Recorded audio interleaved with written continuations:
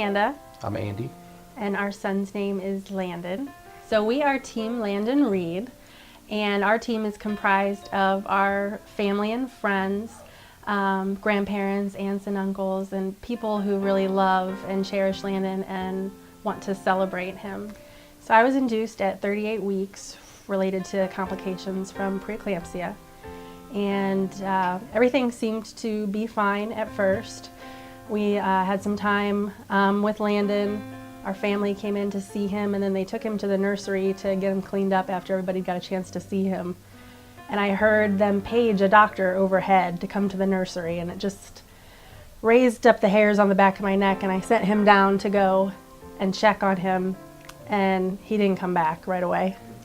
So they told us that his diagnosis was respiratory distress syndrome, and that basically, even though at 38 weeks he was considered full term, he just really was acting like a preemie, that his lungs were just not ready to breathe on their own. I don't even know if I was thinking ahead to the NICU. I was just so focused on that pulse ox number, just watching it, waiting to see if it would go up or not. And then when they told us Children's was coming, waiting for them to get there, which I know did not take that long, but it felt like an eternity. They couldn't get an IV on him when the transport team was at the hospital, and they had told us, you know, he's starting to shut down, we have to move. And so when he got to the NICU, they had intubated him pretty urgently. Their calmness really helped me be calm, as crazy as it was.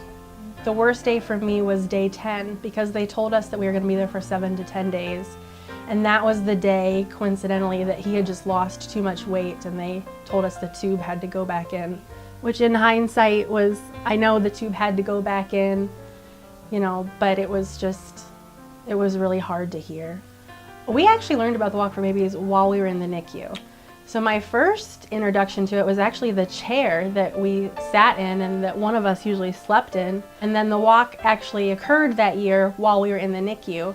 And someone came around and was offering families in the NICU tickets to come and, you know, get away and have some fun and spend some time at the walk. And when they came, then we had got a chance to talk to that individual and learn exactly what Walk for Babies was. And I knew right away, like, okay, next year we're doing this. I don't know that I could ever express how grateful I am to Akron Children's NICU. I won't remember all their names, but I remember their faces, and I remember how incredible they were, and supportive and encouraging, and it's just the most amazing group of people I've ever encountered. I mean, I don't know how you ever give back to the place that gave you everything. So it is, it's an emotional day for us, but it's one that I really look forward to, that I'm really proud to participate in, and proud to have our family and friends there. And what we were amazed with when we were in the NICU, and then when you're at the walk, is that we feel like we were the lucky ones, because we were there for 2 weeks and it felt like a lifetime. But you know, the babies and the families around us had been there for months and months and were experiencing far worse circumstances than we were.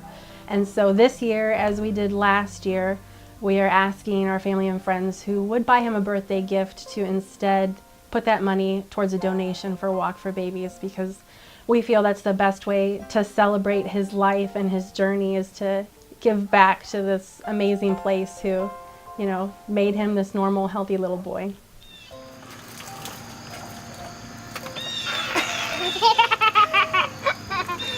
We are Team Landon Reid, wishing everybody a safe and happy Walk for Babies 2017.